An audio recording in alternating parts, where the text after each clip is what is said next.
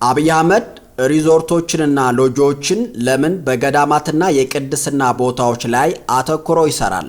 እንመለከተዋለን። ምንም የሀገር ውስጥ ጎብኚ የማይገባባቸው ሎጆችና ሪዞርቶች ውስጥ ምን እየተካሄደ እንደሆነ እንነግራቸዋለን። የአብይ አህመድ መከላከያ አማራን ከመጨፍጨፍ ውጭ በስውር ምን እየሰራ ነው? መከላከያ ቅርስ ዘረፋና ሽያጭ ውድመት ላይ ተሰማርቷል። ለምን? በጥልቀት እንመለከተዋለን። በቅርስ ዘረፋው የቤተክርስቲያን መሪዎች ተሳትፎ ምን ይመስላል? መከላከያ በቤተክርስቲያን ሊቃውንት ላይ ግድያ የሚፈጽመው ዋና ምክንያቱ ምንድነው? መልስ ያገኛሉ። በቅርስ ዘረፋው ከውስጥም ከውጭም ያሉ ባለሀብቶች በጋራ እየሰሩ መሆኑን እንነግራቸዋለን። የቅርስና የእምነት መሪዎችን ለመጠበቅ ከአማራ ሕዝብ ከፋኖ ምን ይጠበቃል ስንል የመፍትሄ መንገዶችን እናመለክታቸዋለን። በቤተክርስቲያን ዘረፋ ላይ የተሰማሩ የሌላ ሃይማኖት ተከታዮችም አሉ። በማስረጃ እንመለከተዋለን። አብይ አህመድ የቤተክርስቲያን ሊቃውንትን የሚያስወግድበት ዋናው ምክንያት ምንድነው ስንል እንጠይቃለን። ገዳማትን እንረዳለን የሚሉ የሶሻል ሚዲያ ታዋቂዎችና ከገዳማት አባቶች ጋር የሚገናኙ ሴቶች የቅርስ ዝውውር ውስጥ እጃቸው አለበት፣ እናየዋለን። ይህ አዲስ ትውልድ ሚዲያ ነው። አዲስ ትውልድ ሚዲያን ሰብስክራይብ፣ ላይክ፣ ሼር፣ ኮሜንት በማድረግ ይደግፉን።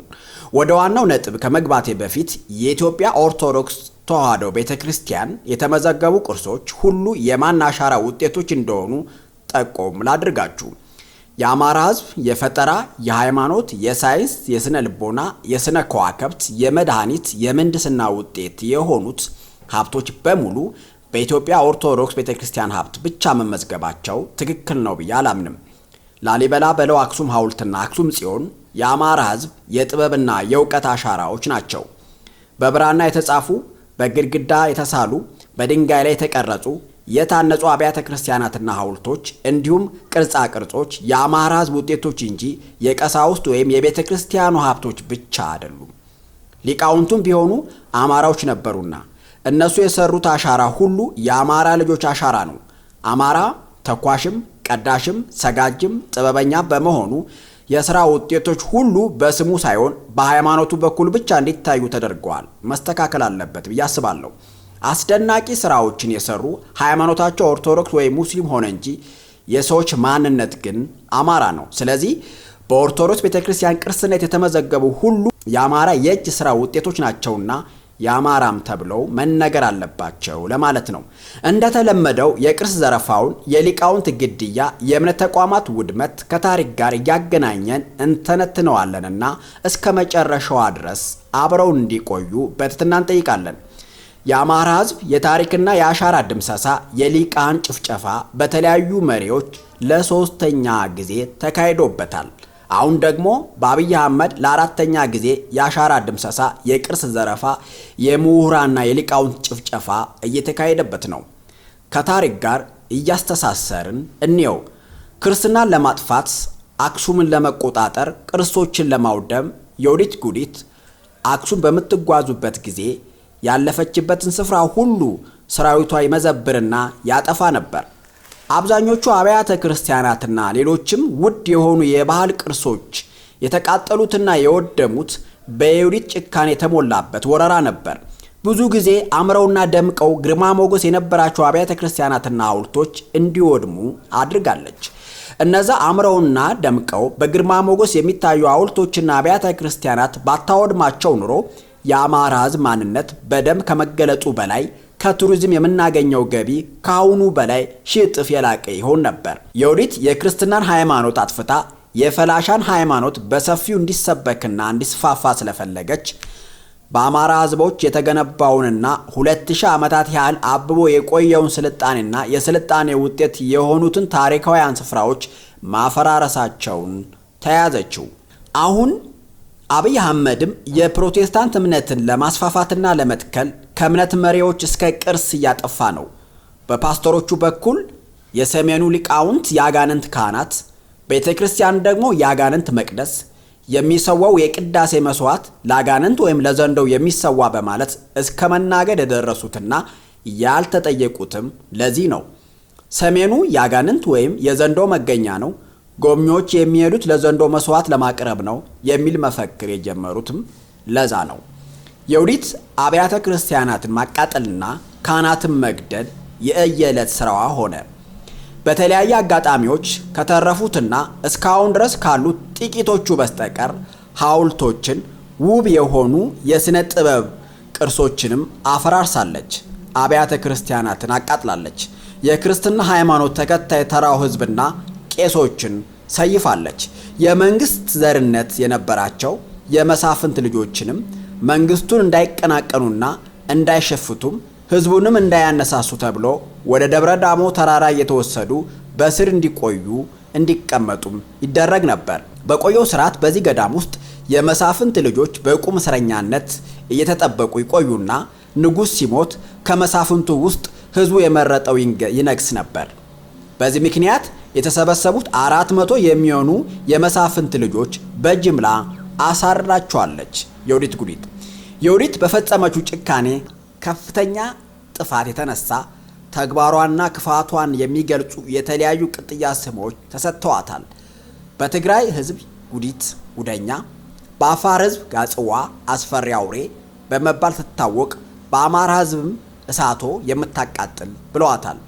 ሁለተኛው የአማራን አሻራ የጥበብ ውጤትና ጥበበኞችን ለማጥፋት የተነሳው ሰው ደግሞ ግራኛ አህመድ ነው። ግራኛ አህመድ በሸዋ፣ በወሎ፣ በትግራይ፣ በጎንደር ያሉ አብያተ ክርስቲያኖችን ዘርፏል፣ አቃጥሏል፣ የእምነት አባቶችን ጨፍጭፏል።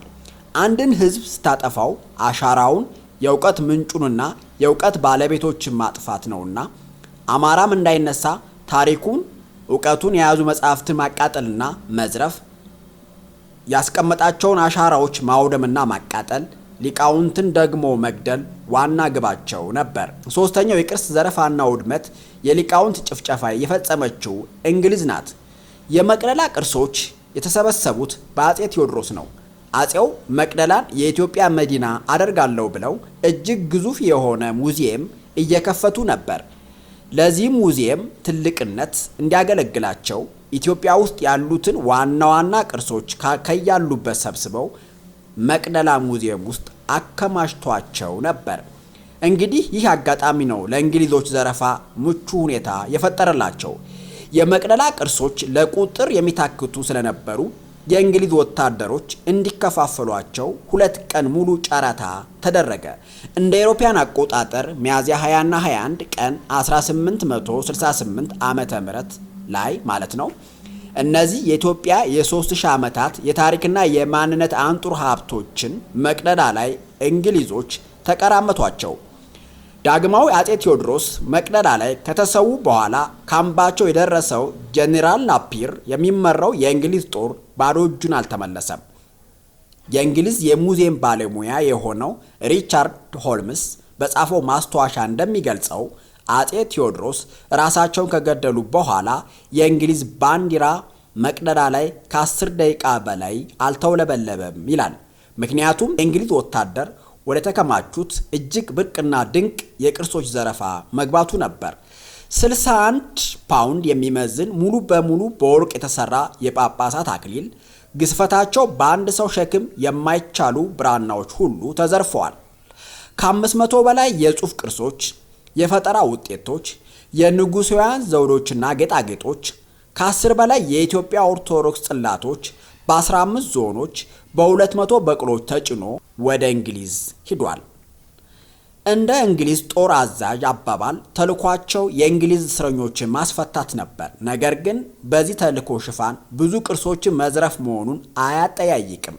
ምክንያቱም ሪቻርድ ሆልምስ የእንግሊዝ ሙዚየም ኃላፊ አብሮ መምጣቱ ዋና አስራጂ ነው። ሌላም ከብሪቲሽ ሙዚየም ውስጥ አንድ ሰራተኛ የነበረ የቅርስ ባለሙያና የአርኪኦሎጂ ባለሙያ ተብሎ ከጦሩ ጋር መጥቶ ነበር። እናም ይህ ሰው በ2 ቀናት ውስጥ ብቻ በጨረታ አሸንፎ የገዛቸው የኢትዮጵያ ድንቅ ብራናዎች በቁጥር 350 እንደነበሩ ፕሮፌሰር ሪቻርድ ፓንክረስት ጽፈውታል። እነዚህ ብራናዎች ዛሬ ለንደን ብሪቲሽ ሙዚየም ውስጥ ይገኛሉ። የእንግሊዝ ወታደሮች ከአጼው የሙት ገላቸው ላይ የለበሱትን ልብስ እየቀዳደዱ እንደ ክርስቶስ ልብስ ተከፋፈሉት። የቴዎድሮስ ደም የነካውን ልብስ ለማግኘት እየቦጫጨቁ ተቀራመጡት። የቴዎድሮስም አስከሬን ራቁቱን ቀረ። ይህን ትዕይንት በጦርነቱ ወቅት የእንግሊዝ የጂኦግራፊ ባለሙያ ሆኖ ወደ ኢትዮጵያ የመጣው በኋላም ታሪክ ጸሐፊ የሆነው ሄልመንት መርክሃም የተባለው ሰው ጽፎታል። ከዚህ ጋር ደግሞ ሌላ እጅግ አሳዛኝ ድርጊት ተፈጽሟል። የእንግሊዝ ወታደሮች የአጼው ቴዎድሮስን ሹሩባ ጸጉራቸው አናታቸውን ገሽልጠው ወስደዋል። የአጼ ቴዎድሮስን የአንገት መስቀል፣ የጣት ቀለበት፣ ሸሚዝ፣ ሽጉጥ፣ ጸጉር፣ የመጠጫ ዕቃዎች፣ የፈረስ ልጓምና ኮርቻ፣ ባስገነባው ሙዚየም ውስጥ ያሉ ውድ መጽሐፎችን፣ ዘውዶችን፣ አክሊሎችን ተዘርፈው እዛው ለጨረታ ቀረቡ። አጤ ቴዎድሮስ አስረዋቸው ከነበሩ እስረኞች አንዱ ከ6 ወር በፊት ተቀብረው የነበሩትን አቡነ ሰላማ መቃብር ቆፍሮ ብዙ ሚሊዮን ዶላር የሚያወጣ ከዲያመንድ የተሰራ መስቀላቸውን ካንገታቸው መንጭቆ ወስዷል። ጀነራል ናፒር መዝረፍ ብቻ ሳይሆን በማቃጠል ማውደምም መገለጫው ነበር። ለምሳሌ ካፒቴን ሆዚየር የተባለው የእንግሊዝ ተዋጊና ጸሐፊ ሲገልጽ መቅደላ መላ ዙሪያዋን በእሳት መጋየቷን ገልጿል። የቴዎድሮስ ቤተ መንግስት፣ መድኃኔዓለም ቤተ ክርስቲያንና መንደሩ ሁሉ ጋየ። እንደ እርሱ አገላለጽ ወደ 3000 ቤቶች ተቃጥለዋል። ጭሱ ሰማይ ላይ ትልቅ ደመና ሰርቶ እንደነበረም ያወሳል። ይህ ሁሉ ተደርጎም ነው ቅርሶች የተዘረፉት። ጀነራል ናፒር ከጦርነቱ በኋላ ለጉብኝት በሄደባቸው አገሮች ሁሉ ለልዩ ልዩ ተቋማት የሚያቀርበው ገጸ በረከት የኢትዮጵያን ታላላቅ ቅርሶች ነበር። የወዲት ጉዲት ክርስትና ለማጥፋት፣ ጀነራል ናፒር እስረኛ ለማስፈታት፣ ግራኝ አህመድ አገሪቱን ለማስለም በማለት የአማራን ቅርሶች አወደሙ።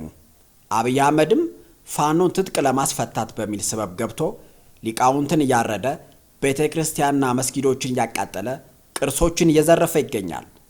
ተረት አዋቂ ወግ ጠራቂ በመሆን ዝና ባገኘውና የኢትዮጵያ ቅርሶች የት እንዳሉ ሲሰልል በነበረው ቅዱሳን የት በዓት እንደገቡ በሚያውቀው ዳንኤል ክብረት የሚመራው ቅርስ ዘራፊው ሊቃውንት አራጁ መከላከያ አማራ ክልል ብዙ ግፍ ከመፈጸም አልፎ ብዙ ቅርስ እያወደመ ነው።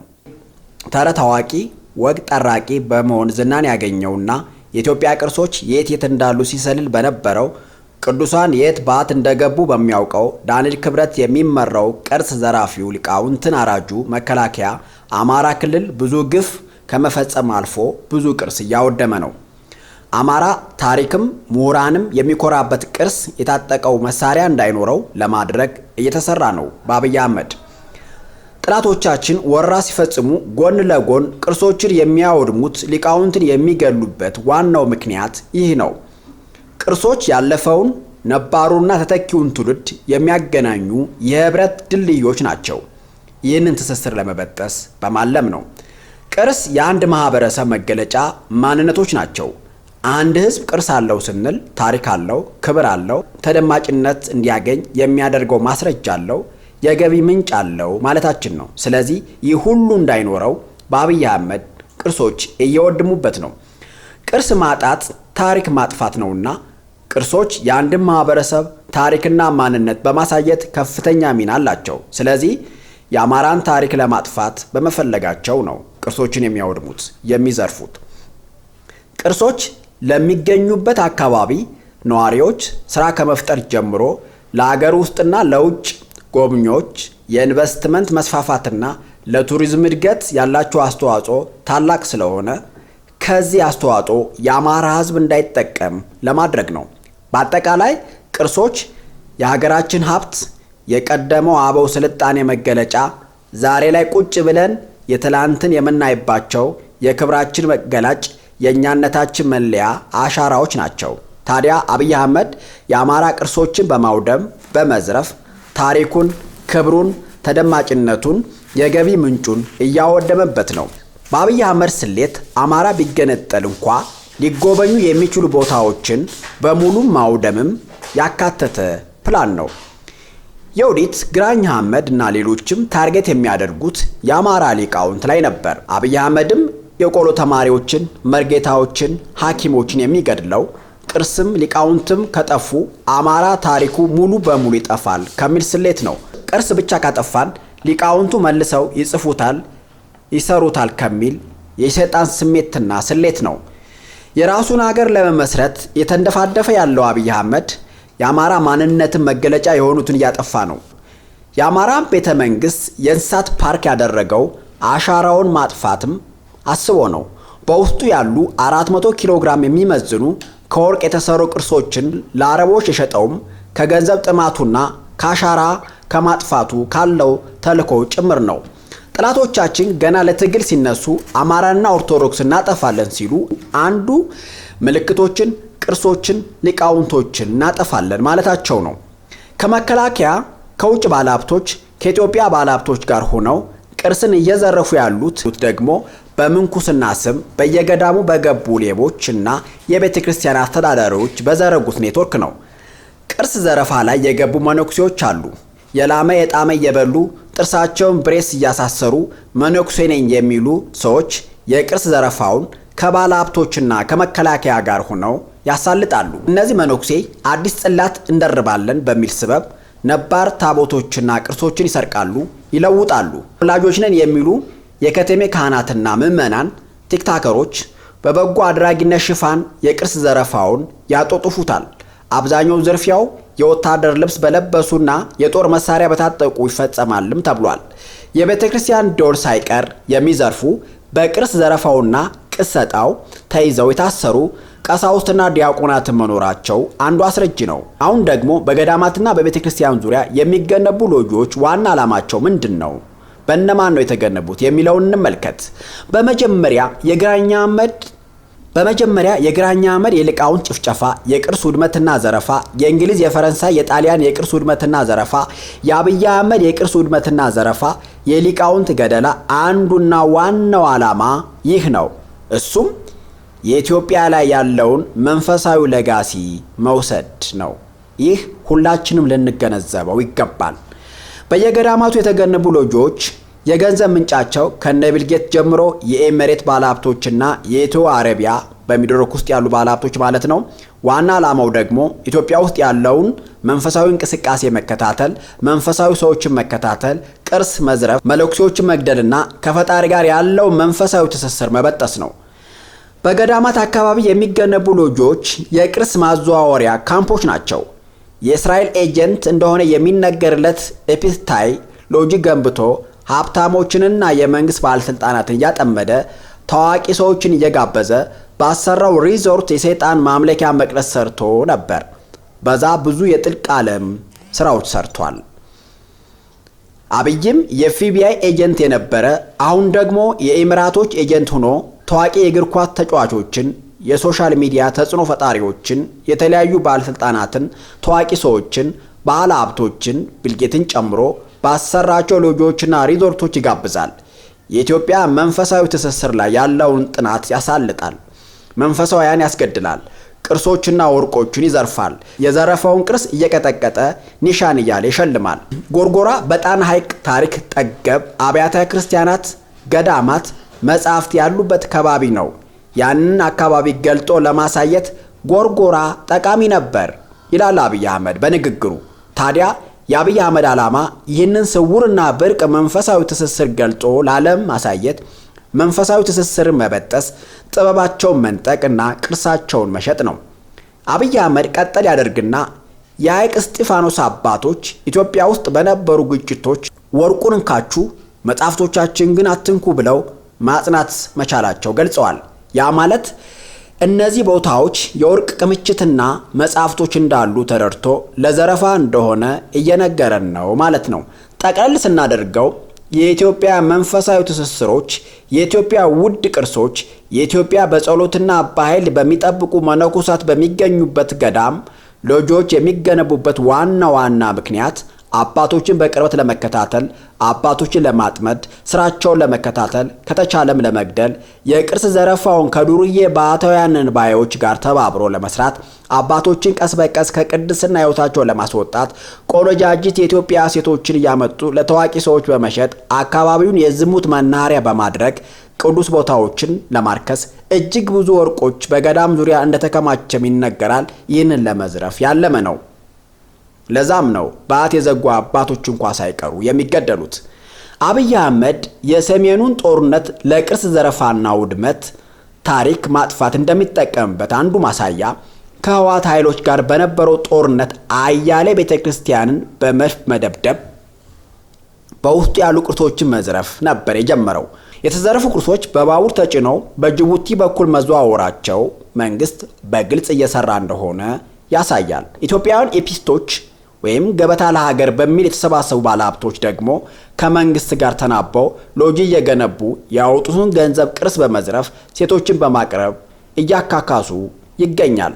መፍትሄው ህዝቡ ቤተክርስቲያን መጠበቅ፣ ፋኖም ቅርሶች አሉበት በተባለ ቦታ ክትትልና ጥበቃ ማድረግ፣ ተንቀሳቃሽ ቅርሶችን በእጀባ ወደ ሴፍ የሆነ ቦታ ማዟዟር፣ መነኩሴዎች በጸሎትም በሰይፍም ራሳቸው መጠበቅ፣ ልጆች አካባቢ ክትትል ማድረግ፣ ለምንኩስናና ለሱባኤ መጥቻለሁ የሚሉት ዘማው ሴቶችን መጠንቀቅና መከታተል ያስፈልጋል። የአማራ ህዝብ ይህንን ታሪክ አጥፊ፣ ቅርስ ዘራፊና አውዳሚ፣ አብያተ ክርስቲያንን አቃጣይ፣ ሊቃውንትን ገዳይ መከላከያ ኃይል ከክልሉ ለማስወጣት ከፋኖ ጋር መረባረብ አለበት። በጦርነት ወቅት ብዙ አሻራዎች ይወድማሉ። ይህንን ለመከላከል ደግሞ አስቀድመን መንቃትና መዘጋጀት አለብን። ለዛ ነው ይህ ታሪካዊ ትንታኔ ያቀረብነው። የዛሬውን አበቃን። አዲስ ትውልድ ሚዲያ